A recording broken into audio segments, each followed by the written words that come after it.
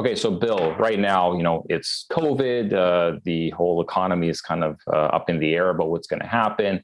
From a dental, industry standpoint, is it a good time to buy? Is it a good time to sell? Like, what's going on with the market in Canada? This will shock and amaze you. The answer is it depends. There is a very robust market for selling a practice right now. The thing that has not changed is that there are far more buyers and far more dollars chasing dental practices than there are sellers and practices for sale. So it is still a great time to be selling a practice. The issue is largely how that practice has come back from the COVID closure. If the practice has come racing back from July to February, practices are selling for the same price and in some cases a higher price than pre-COVID. If they've struggled to come back fully, and there are a whole lot of reasons why that could happen, it's important to be showing progress back to where they were. Then they're still selling for what they were selling for before COVID. But if things are really significantly down, it probably won't go for quite the same amount. So it's very situationally dependent.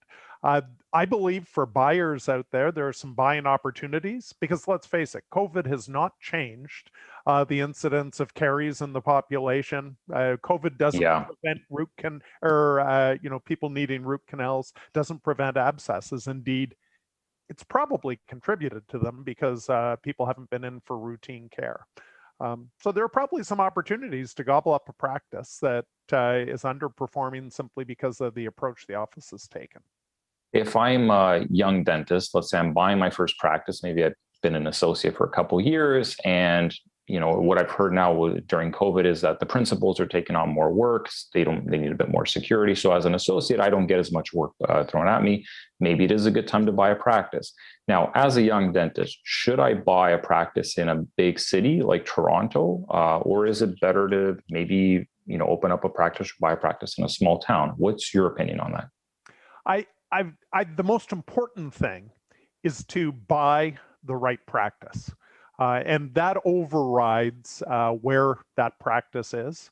And we can talk maybe later about what to look for in the right practice. Setting that aside, small towns tend to be better business opportunities than big cities.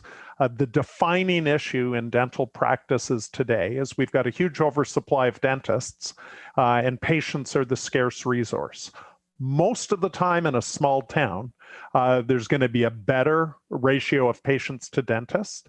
You want to look carefully at the transition plan because small towns, everyone knows the other person's business. But with the right transition plan and a supportive owner, generally small towns are going to be better opportunities, maybe lifestyle trade-offs. But Nick, I mean, yourself, marketing costs in a small town can be quite different than marketing costs in a big city, right? Absolutely. Yeah. Like what happens is like when you open up in a small town, there are a lot of people moving in and out all the time, especially like Toronto, like downtown Toronto, there's a lot of young professionals. So when you open up a practice, there are quite a lot of patients looking for dentists, but they might not be there in 2-3 years, right? Because they move on to another job. The challenge when you're opening up in a small town is that the cost to acquire the patient, they are more favorable. The problem is there aren't a million people looking for a dentist. If you're in a small town, people have been there could have been multiple generations. They already have a dentist. So unless their dentist is retiring, there isn't a flood of people every week looking for a brand new dentist. However, if you can ride that early sort of like difficulty and establish yourself and kind of like set your roots in that community, you're going to have a very thriving practice for a very long time. Yeah, and I would draw a distinction between buying a practice and setting up a practice. Buying a small town practice, some of the happiest purchasers we've got are the ones who've bought in a small town and established themselves. Setting one up in a small town may be harder because of what you just said. There aren't a lot of people looking for a new dentist. The key if you're looking at setting up a practice is you absolutely have to pick an opportunity where there are a lot of new potential patients to be had.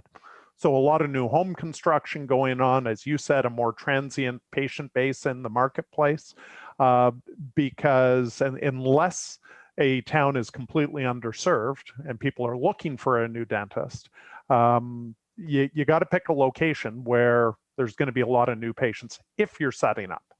Okay, so Bill, if I am, you have an option to buy a practice with patients. I mean, some dentists, what I've seen they do is they buy a practice where the dentist takes their patients and opens up a new office, but they buy the office and the equipment. And some of them just create a brand new sort of startup practice. Now, from your perspective, what are the pros and cons to sort of each approach? Because I think I've seen a lot of dentists pick one of those options without really understanding what they're getting themselves into. I think there's advantages and disadvantages for each situation, but I think it's important to talk about, what are they for each of those scenarios? The number one success factor in every dental practice in the country is patience. You've got to either have patients or be able to attract them in large numbers if you want to succeed with a dental practice. And the defining issue in the industry is there are too many dentists and not enough patients to go around. So certainly buying an existing practice with a large, robust patient base is always going to be a much lower risk process or approach than starting a new practice up. If you're going to start a new practice up, you need to be highly confident in your ability to attract large numbers of patients. Dentistry is not, as you were saying, it's not like running a restaurant. No one has ever looked at their spouse and said, "Gee, honey, a new dentist opened up around the corner. Let's go try them out." Absolutely. Never been said. Yeah. And so the other mistake I see young purchasers or young dentists make all the time is being overly worried about the physical assets in the practice and not paying enough attention to the patient base. I tell people all the time that if you buy a practice with beautiful new equipment, wonderful leasehold improvements, or you can buy a practice with a lot of patients and old equipment. The practice with a lot of patients and old equipment and maybe a bit run down, you're going to be busy from day one and making enough money to change the assets. You focus on the assets and not the patient base. Or if you set up, after you've treated your cousin and your mother, you'll be sitting there twiddling your thumbs, worried about when the bank's calling. So it's all about patience. Yeah, I definitely agree with that. I've seen a lot of startup practices where, they spend a lot of money on building a beautiful office, and then they think that if they, flip the open sign that there's going to be a lineup of people out there the next day. But what ends up happening is, even though the cost to acquire a patient, if you're going to go down the marketing route, is probably going to be a lot lower than if you had to pay for the patient base, there aren't a million people just looking for a dentist every day. So yes, you will acquire those patients at a lower cost compared to just buying all the patients outright, but it might take you 2, 3, 4 years before you really get up to the level of just buying a practice with maybe 1,500 or 2,000 patients. And from a marketing perspective, it's a lot easier to take an existing practice that has a flow, there's patients there, and do marketing with their existing patients, because sometimes the dentist who is retiring, they might have had undiagnosed treatment for a number of patients. There might have been cases where they weren't comfortable to do the implants or the Invisalign. It wasn't their cup of tea. So you're right. You will be busy from day one. Whereas if you start it up, you got to have the cash reserves to sort of like withstand and be able to sustain your lifestyle for those 2-3 years until the practice can, kind of start paying you a really good salary. Yeah, and the critical thing is you're doing the modeling for a startup is you need to model in a lot of money for marketing. And you need to be working with somebody who's got a proven ability to attract new patients to a practice. If only I knew somebody who could do that. And the only reason I'm on this video is because I've seen you do that again and again in practices. You'll recall that's how I found you when you did that for a client of ours. And so, to anybody watching this, I guess the other thing I would say, if you can build a practice from scratch and rapidly fill it with patients, economically, you're better off than buying a practice from me. But it's a unique skill set, and you need to have a really good business plan, a great location, and you need the backing of somebody who knows how to market to attract new patients in big numbers, because otherwise you're just going to be sitting there with empty chairs. Yeah, I mean, we drive a lot of patients, but we tell everyone if you have a choice, buy a practice with existing patients. It's a much easier job for us to take a practice that has 1,000, 1,500 patients and ramp that up to 2,000, 2,500, than to start with a practice where nobody knows that person. It's a brand new business. It's a brand new logo, brand, domain. Google doesn't trust you. It is tough. I mean, there's no sort of like magic marketing pill. Like, we can't just come in and sprinkle some marketing dust on that startup and just make it successful overnight. It usually takes quite a bit of time.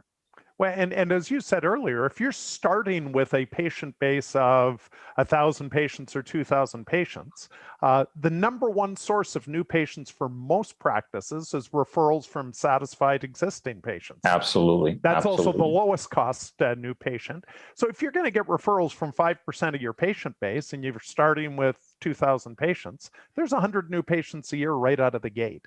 If you're starting with 0 patients, that's 0 referrals right out of the gate. So it's very synergistic in terms of starting with a good sized patient base, then layering an effective marketing plan on top of that. That's how we see people, who buy a practice, maybe an older, tired practice with 1,000 patients. New dentist arrives, impresses the patient bases, starts to drive referrals from the patient base, and then brings in somebody like yourself to get an effective marketing plan in place. Before they know it, they've doubled the patient base in 3 or 4 years. If I'm looking to sell my practice in, let's say the next 3 to 5 years, what should I focus on as a dentist? Like, what are the metrics that a buyer is going to value that's going to get me a higher valuation on my practice versus things that maybe nobody really cares about, right? So if we, look at home renovations, for example, is it worth fixing the kitchen? Is it worth, putting in a in-ground pool? I mean, what do people actually care about? If my plan is in the next, half a decade, I want to sell this practice and I want to retire. The 2 most important things that every buyer is going to look at is the size and nature of the patient base and the earnings and quality of earnings in the practice. So the 2 most important things if you want to build practice value are to increase your patient base and to increase the earnings.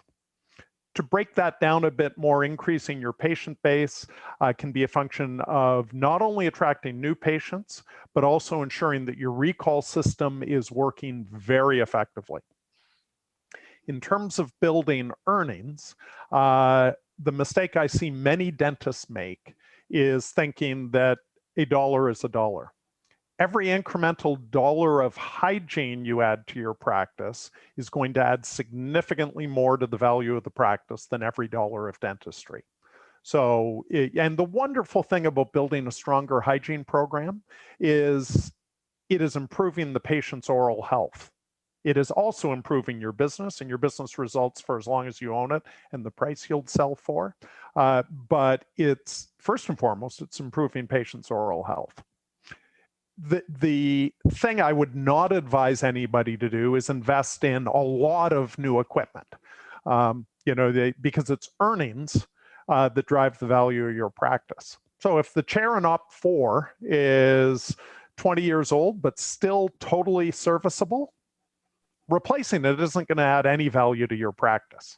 The things that can add value, cleaning the place up and doing some leasehold improvements so it looks great. I mean, curb appeal is a factor. I tell people $10,000 in paint and floor coverings can add way more value than $50,000 in equipment that's not going to change earnings. Or equipment and approaches that will build earnings. So if you've got a big practice with a big lab bill, look at doing in-house crown milling. That can add huge value to our practice. Introducing clear aligners, because whether you like it or not, with groups like Smile Direct Club or whatever it is out there now, you're losing that revenue. Introducing clear aligners can add significant revenue, and with that, you'll need some equipment investment. So look at equipment in terms of the incremental earnings it will produce, not simply replacing old stuff. Yeah, it's interesting about the hygiene versus dental work example, because I definitely agree with that. Is there's a lot of dentists that approach us because they want to do a lot more Invisalign, a lot more, ortho, dental implants, like the high ticket cosmetic dentistry services. But they don't seem to understand that the best way to go about doing that is actually getting a patient in who just initially just might need a cleaning, right? When you're trying to compete on, dental implants in Toronto, I mean, every dentist wants to show up for those keywords. So yes, you can get patients that way, but when you look at the cost to acquire them and how much money you have to throw at marketing to get that person in, I mean, it's huge, right? Whereas if you're looking for something like root canal in Toronto or fillings or something that most dentists think are very low ticket items, it costs almost nothing to get that patient in. But if they're happy with you, if they like you, if they trust you, if they happen to need implants later, or if they're interested in doing Invisalign, what do you think? They're going to go somewhere else? They're going to stick with you. And so that's the best way to, focus on the basic stuff, just get them in, do a good job on the cleanings, and then you'll find that there's a wealth of, cosmetic dentistry opportunities down the line. Yeah, and people generally are going to go for cosmetic dentistry with the dentist they trust. So Yes. as you'd say, if you can bring patients in on a low cost by not competing in the tooth whitening and implant game, but by just bringing them in, you identify the need for them to get into your hygiene program because they haven't been seeing a dentist regularly most of the time when they're a new dentist. You start to build the loyalty. That's the way to do it on a cost-effective basis. The other thing people lose track of is the economics of hygiene. In general, to bill $1 in hygiene, it costs you 25 cents in hygienist labor, maybe 5 cents in supplies. So every dollar is an incremental 70 cents. The moment you put time on or value on the time of a dentist, $1 in dentistry, you're paying 40 cents to the dentist. You've got a chairside assistant at 7, 8 cents. You've got probably 10 cents in supplies.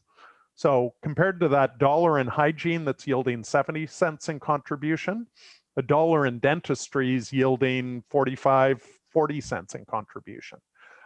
So the incremental earnings from that hygiene patient alone are bigger. And then that hygiene patient gives you the ability to diagnose and sell additional treatment planning, which then magnifies in the dental billings. So it's all about, if you want a solid foundation to your practice that buyers will value, it's all about building that hygiene program. If I'm going to sell my practice in the next couple of years, I mean, obviously you've worked with enough clients where some of them, managed to, double their value from the first time they were talking to by the time they were looking to sell. Some of them, they probably invested in doing all kinds of things that ended up going nowhere. From your experience working with like thousands of dentists over all these years, the ones that were really successful with like ramping up the value of their practice a few years before selling, was there a pattern to it? I mean, what were they doing? Were they focusing on existing patients? Did they send out flyers? Like, what happened? Have you noticed anything that seems to be effective in ramping up practice valuations? Yeah, absolutely. And it goes back to what I said a moment ago, which is the fundamental driver of the value of every practice is the size and nature of the patient base and the quality of the earnings and future expectations for earnings. We see people trying to crank up their revenue by doing a lot more dentistry. Well, that's not sustainable earnings, and purchasers see through that today.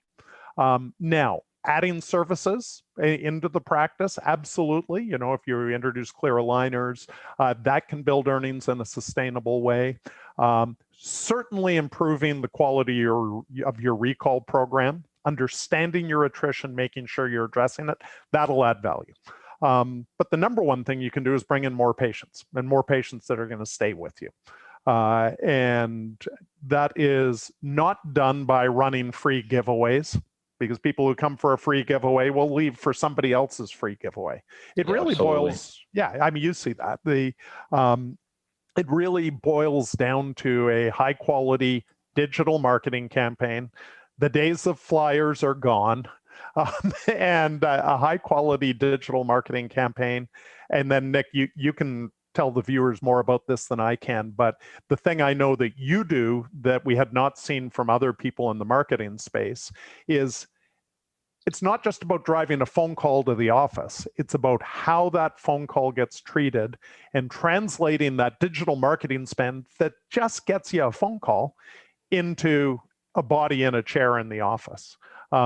So it's not just the marketing spending, it's how phone calls are handled, right? Yeah, I mean, what happens is everybody wants new patients, but they're unaware of how many they're losing on the other end. So it's like you're always trying to fill in water into a leaky bucket. And it's like, but this is kind of a futile exercise, right? So the way I tend to visualize it is, if people like you and trust you, I mean, they're going to come in and they're going to try your dental office. And it's best when you don't offer coupons or flyers because, the motivation of that person is, they're not coming to you because they think you're a great dentist. They're coming to you because, they get a gift card. And next time someone offers them that, they're going to go over there. But a lot of dentists, they seem to forget that your job isn't over once you have that patient, right? You still need to keep wowing them. So if a patient comes in and, you do a great job, they're going to turn into a repeat patient. If you keep doing a great job every time they come back and your team treats them well, the customer service is amazing, that repeat patient turns into a promoter and they're going to promote you to friends and family. And then that's how the whole cycle continues. But what happens with a lot of practices is, they might have a really nice website. They might be doing great on marketing. So from the outside, their practice looks like a Ritz-Carlton hotel. But then when you listen to the phone call and someone calls in, it's like you're calling a rundown motel because the customer service is terrible. So a lot of patients don't come in. So once you fix that problem, a lot of them, they think, well, it's already our patient. We don't have to try anymore. It's like, no, your job doesn't end there. You should actually be putting most of your focus on existing patients and keeping them happy, and building that relationship. So yeah, we look at sort of the big picture because we've seen from our experience, if you just do the first part, yeah, you can get more phone calls, absolutely. But if the customer service isn't great, then most of those won't convert. And if the new patient experience isn't great, most of them won't come back even after that first appointment. So, it ends up being just like this endless runaround where you're trying to get more new patients to make up for the fact that you lost a bunch of patients last year because, you didn't do a better job with the patient experience. The number one gap for the most part in my world, the dental practice appraisal world, is most appraisers aren't paying anywhere near enough attention to what you're describing, which is the patient flow in the patient base. When we do evaluation, we're looking at total patients in the practice every year for the last 3 or 4 years. We're looking at how that changes over time. We're looking at the new patient flow, and therefore we can calculate what you were talking about, the attrition or delinquency. It's not enough to have a lot of water pouring into the top of the bucket if you've got a lot leaking out the bottom, as you were saying. And if somebody who's looking for a valuation of their practice or somebody who's looking to buy a practice, you really should be looking at not a point in time patient count. Oh, I've got 2,000 active patients today. You need to look at how that has changed and developed over the last 3 or 4 years so you can really understand, is this a leaky bucket? Is it a leaky bucket because of the nature of the patient base, or is it a leaky bucket because the practice hasn't tried to plug the leak? If you can plug that leak as a new owner, you're in great shape. And if you've got strong new patient flow and can address the attrition. But there are very few appraisals out there that will look at that. Heck, it's why I bought Tier 3 after my wife's practice was appraised, and they didn't pay any attention to the patient base. It's the most important asset that you either own if you're a practice owner, or that you will be buying if you're a purchaser. And the value in the marketplace is either in understanding and helping buyers understand and unlock the value in the patient base if you own, or if you're a purchaser, it's finding those cases where the size and nature of the patient base hasn't been fully reflected in the valuation. Yeah, that attrition rate is quite interesting because actually you're the person I learned that from. I never looked at that angle. I never had access to that sort of data, but I have seen practices where they focus a lot on, pushing the treatment that they do for each patient in a few years leading up to them maybe wanting to sell the practice. And this is a sort of the advice I think a lot of consultants give them, is that, just present more treatment, present more treatment. It's almost like you have this cloth you're just trying to squeeze, you're trying to see how much you can get out of it. But even though this will increase the production in, let's say, the first year, what I've also seen happen, especially after I looked at some of this data with you, is that the attrition rate also starts going through the roof, but it's a bit delayed. It doesn't happen overnight. In a year later, 2 years later, all of a sudden it's like they're losing a lot more patients than normal. And I think that anybody who does an audit or is probably looking to buy the practice, I mean, you're not going to hide metrics like that, because I would imagine, if I come to you to buy a practice, you would advise me that, like, yeah, these stats don't actually look very good. I mean, yes, today they have 2,000 patients, but look at the trends. They're actually they're at the edge of a cliff and they're about to go downhill. Yeah, the absolute key is not to push dentistry on your patients. We see some very high billing practices with very high attrition. And that's usually because the patient experience hasn't been positive for them in the long run. Now, when you're doing needs-based dentistry, when you're explaining treatment options to your patients and they are fully involved in the choice and they feel good about it, that reduces attrition and increases patient base. But you're 100% right. A whole lot of people aren't paying attention to that. If you do not know the attrition rate in your practice, figure it out. We can help with that. Or you can dig into it yourself, because it is a lot cheaper to retain a patient than it is to acquire a new one. And the patient retained is a patient happy who's more likely to drive no cost referrals. And if you're looking at a practice and you're seeing fabulous new patient flow, but you're seeing 3 years of flat revenue, well, then that new patient flow is offset by attrition. And you need to decide, can I solve that? In which case it's a great opportunity. Or are there enough problems here with the patient experience that I don't want to touch this one?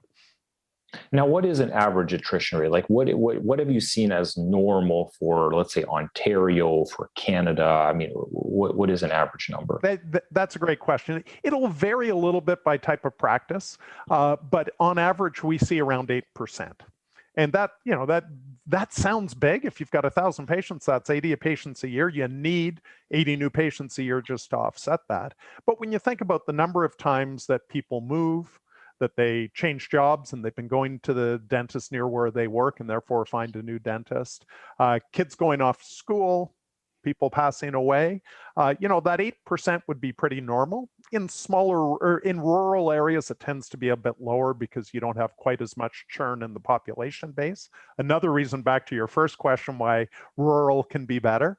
In downtown areas, it can be much higher because you've got more transient people. And, in a mall practice, it'll be more than in a well-established sort of family practice. But 8% would sort of be the average, swinging from 5% in rural areas up to sort of in a well-run mall practice in a area with a lot of household churn, 12%. That'd be the range to look at. Now, we're in COVID right now, and I think we're seeing a lot of people, like definitely here in Toronto, there's a lot of people vacating the city because, everyone is working remotely, and they're probably starting to question, like, well, why do I have to pay to be in Toronto if I can just work from home? Now, are you seeing a change, like practices in small towns? Are they starting to do better? Are the practices in large towns starting to do worse? Like, how is COVID sort of changing the dynamics of like dental practices in large cities or small cities? Have you noticed anything about that? Yeah, I mean, anybody who follows the real estate market knows that particularly those small communities outside of Toronto, and this, I say Toronto, it would be equally true, small communities outside of Vancouver, outside of Montreal, outside of Calgary and Edmonton, any large metropolitan city in the country. Real estate values there are shooting way up. And that's because generally more affluent people who have been living in condos or whatever in the city, while we all know we're going back to work in some degree in the future, most people are generally thinking, yeah, but it's probably only part-time in the office. And so as that builds up the economic base of these smaller communities, the quality and nature of patients, the nature of insurance plans are going up. And, all signs point to, if you're buying a new practice, or if you're buying a practice, or for that matter, setting one up, doing it in downtown Toronto probably isn't quite as good an idea as doing it in some of these outlying areas where the practices likely are bigger, likely have less competition, and they've got this influx potentially of more affluent dental patients in the future. But yeah, I wouldn't overreact to it, but it certainly is a consideration. Okay, so Bill, for the longest time, I've been telling you dentists, like, just open a practice wherever it makes the most economic sense. Just like look at the, in Ontario, for example, I look at the RCDSO numbers for that city of like how many active dentists are there divided by the population, and I look at that ratio. But, recently, based on like advice from you, I've also been talking to Tim from Roy Corp. They said there's something to be said about opening a practice where you actually want to live, though, because if you're in a small town, people notice that, you just come in for a job and then you go back to Toronto where you live. You're not part of the events. You're not part of the community involvement. I mean, people notice that. So sometimes it might be better to buy a practice that might be a bit more expensive, but it's in a place you actually want to live. You want to actually, raise a family versus just going to where you think you're going to make the most amount of money. So I just want to get your thoughts on that. Like, what's the trade-off? Is it better to open up where you think you're going to make the most amount of money, or is it actually better long-term to just open up where you want to live? Yeah, I mean, that's the classic work-life balance question we all deal with in any career. And you can either choose to work to fund a great lifestyle, or you can choose to structure your life around working. And there's no doubt in my mind the former is better than the latter. And it doesn't need to be that big a trade-off if you're going to buy an existing practice.